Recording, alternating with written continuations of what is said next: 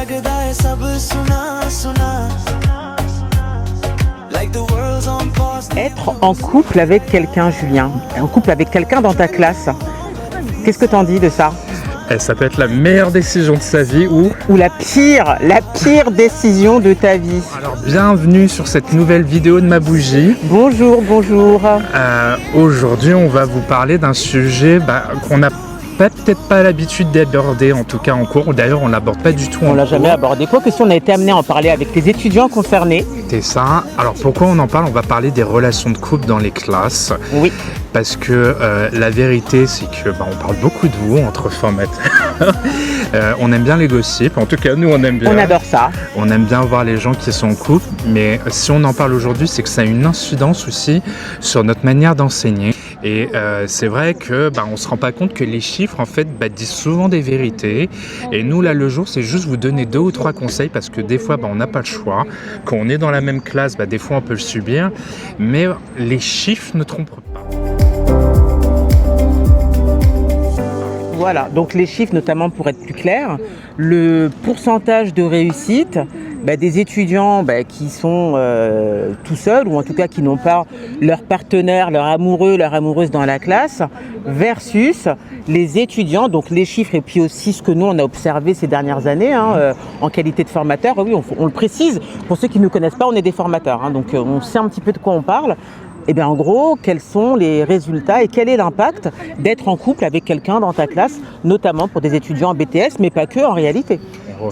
Bon Julien, on peut se le dire, ça on va vous apprendre un truc. 30% des salariés en France ont déjà été en couple avec quelqu'un de leur entreprise, avec un collègue. Ça t'est déjà arrivé toi? Ah non, ouh là là, ouh.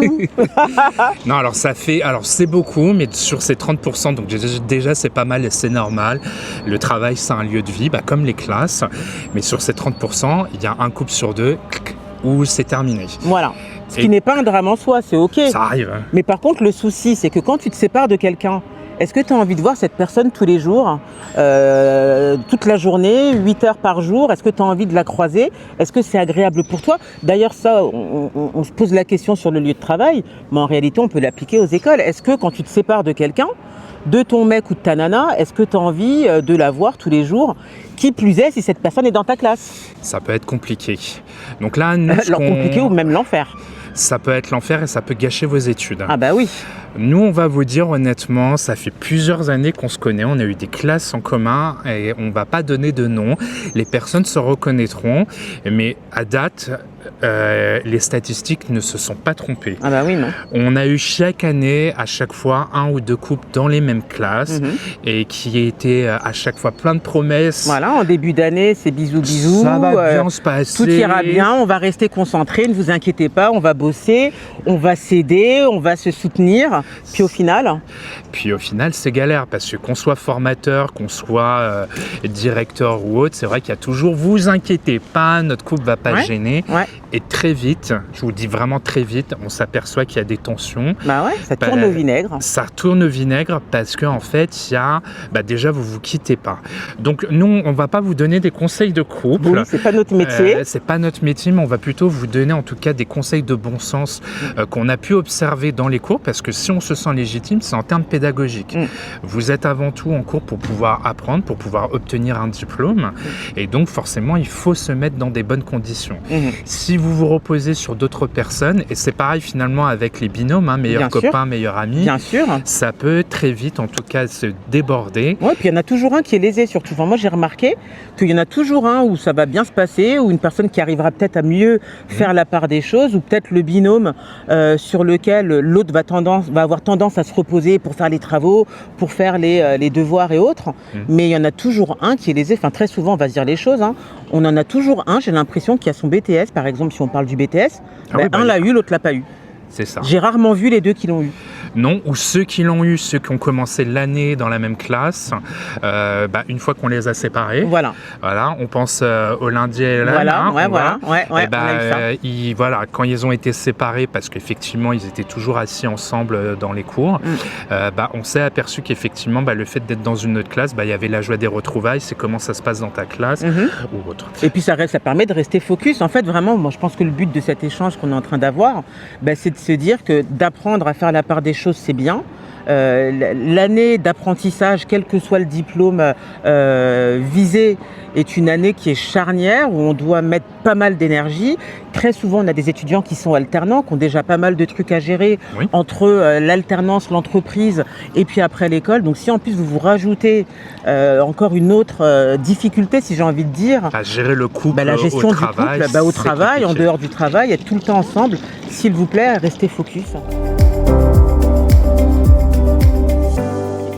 Alors peut-être Julien, histoire de temporiser un peu le truc, on peut peut-être essayer de voir ensemble quels sont les avantages, parce qu'il y en a quand même, à être en couple avec quelqu'un dans ta classe.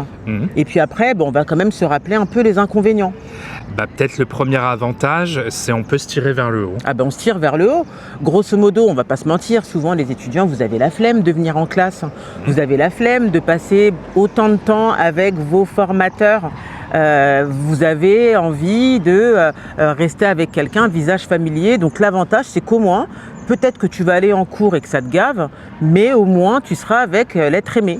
Donc la journée sera peut-être un peu plus douce. Comme pour le sport en fait, c'est plus facile au début de se motiver à deux que d'y aller tout seul. Ah, ça c'est vrai. Ça marche pas sur tout le monde. Oui, non. Mais c'est vrai qu'il y a toujours un plus quand tu peux amener quelqu'un. Non, t'as raison. C'est pareil pour les cours. On se motive, on se tire vers le haut. T'as raison. Un autre avantage, c'est que s'il y en a un qui n'a pas trop compris, si l'autre est fatigué, vous pouvez vous échanger vos notes, etc. Donc ça vraiment c'est un plus et on va pas. De toute façon le but on va pas polémiquer puisque dans certaines écoles vous n'aurez pas de choix, il n'y a qu'une classe et vous êtes obligé de le faire. Donc ça effectivement ce sont des avantages à être ensemble, le fait de se voir, et je vais le dire pour les filles, désolé, vous surveillez votre gars. Non mais clairement, c'est clair, tu surveilles ton gars. On peut fliquer plus facilement, c'est ça. Donc désolé les gars, mais c'est une réalité. Clairement, elles vont vous regarder, si tu regardes un petit peu trop... après, il y a des mecs aussi qui fliquent les nanas. Ça va dans les deux sens. Exactement. Ah oui. Donc ça, à vous de voir si c'est un avantage ou un inconvénient, mais ça peut être un avantage. Oui, ça peut être un avantage. Voilà. Transformez pas en caméra de surveillance quand même. Ok. Alors on passe aux inconvénients, je te laisse commencer avec les inconvénients. Alors, inconvénient, le premier, on l'a dit juste avant, c'est l'avantage de la caméra de surveillance, c'est quoi? C'est que tu peux surveiller. Par contre, si tu es en train de fliquer, non mais c'est vrai, là ça va se transformer de manière négative parce que tu n'es plus dans ton cours, tu es là pour surveiller ton copain ou ta copine et là, tu n'es plus dans ton objectif, c'est de venir en cours pour pouvoir travailler. Et puis du coup, bonjour les embrouilles, parce que forcément, quand on s'amuse à fliquer quelqu'un, ce qu'on ne devait pas voir, on va le voir forcément. C'est sûr. Tout devient prétexte en embrouille. Tu as regardé un tel, tu as fait telle chose qui n'est pas bien, en tout cas que je considère pas bien. Donc au final, une journée d'apprentissage devient une journée d'embrouille. C'est ça, et surtout ça va continuer à la maison.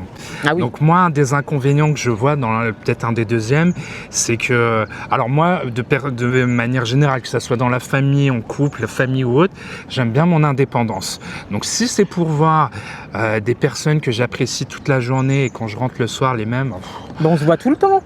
Qu'est-ce qu'on a à se dire? En fait, inconvénient, on n'a plus rien à se dire le soir. C'est ça. Tu vas pas raconter ce qui s'est passé toute la journée, vu que la personne elle a vécu la même chose que toi.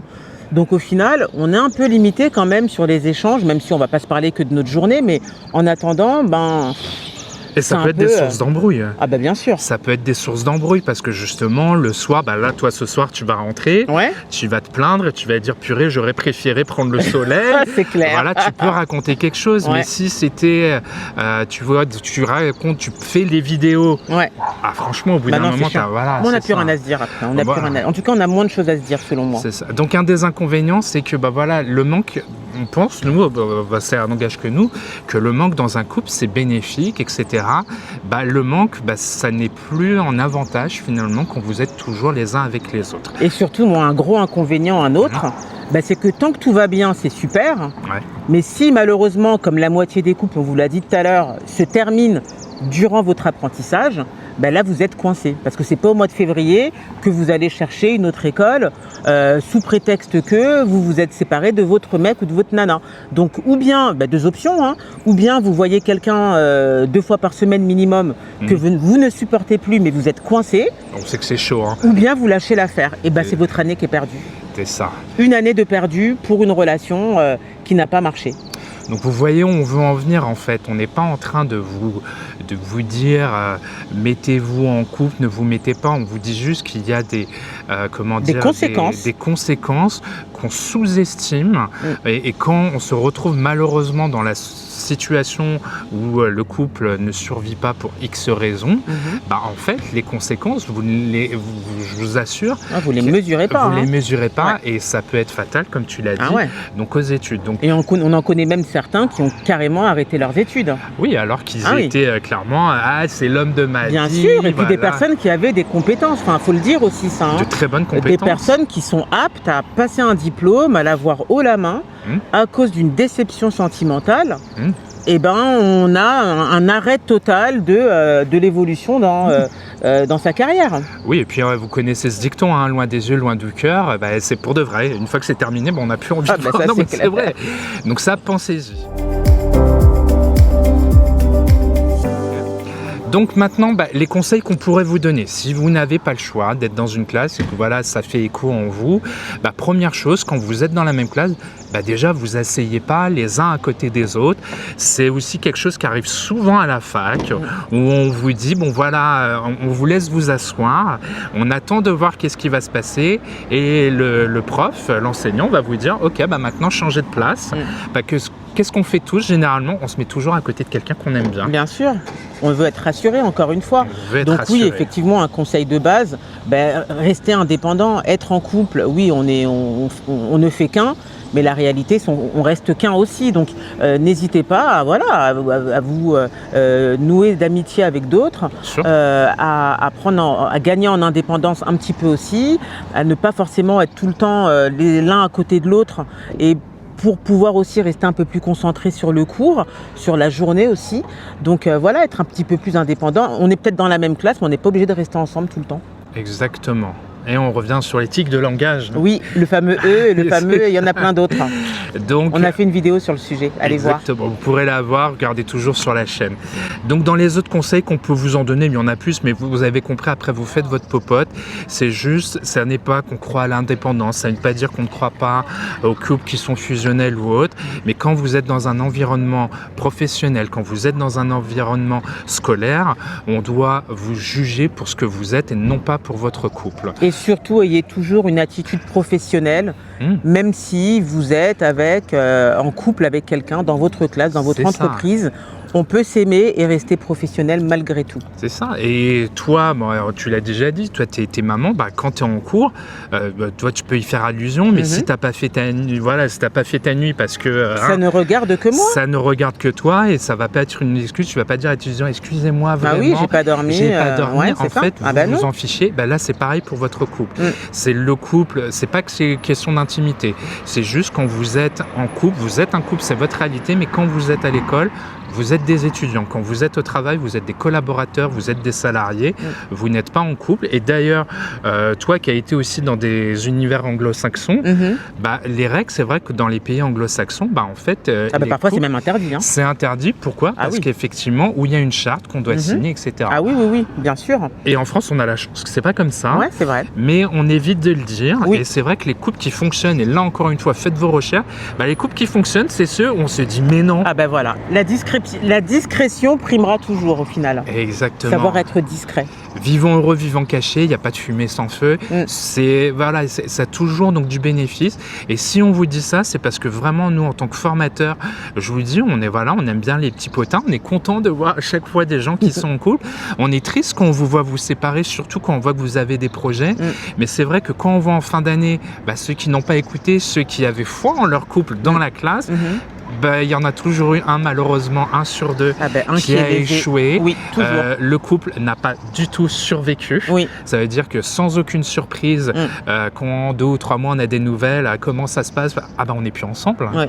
Et voilà, et finalement, j'ai pas envie de dire la malédiction parce que c'est pas une malédiction, mais il y a un seul couple qui a tenu, mais parce qu'ils n'étaient plus dans la même classe et ils ont eu d'excellentes notes. Mais moi j'en ai peut-être un qui va tenir aussi cette année, parce que là on est quand là, on est au mois de mars. On est au mois de mars. On est en mars.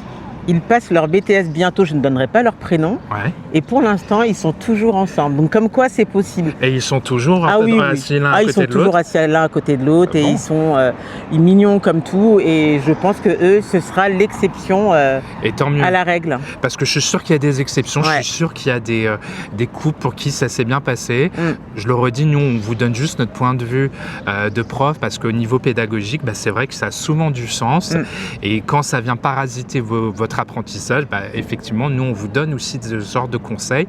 Et pourquoi on vous donne ce genre de conseils? C'est parce qu'on est les yeux de la direction. Oui. Quand j'étais directeur, alors elle n'était pas ma poucave, désolé, mais on parlait de ça et avant même quand on était tous là aujourd'hui, de toute façon, je suis que formateur.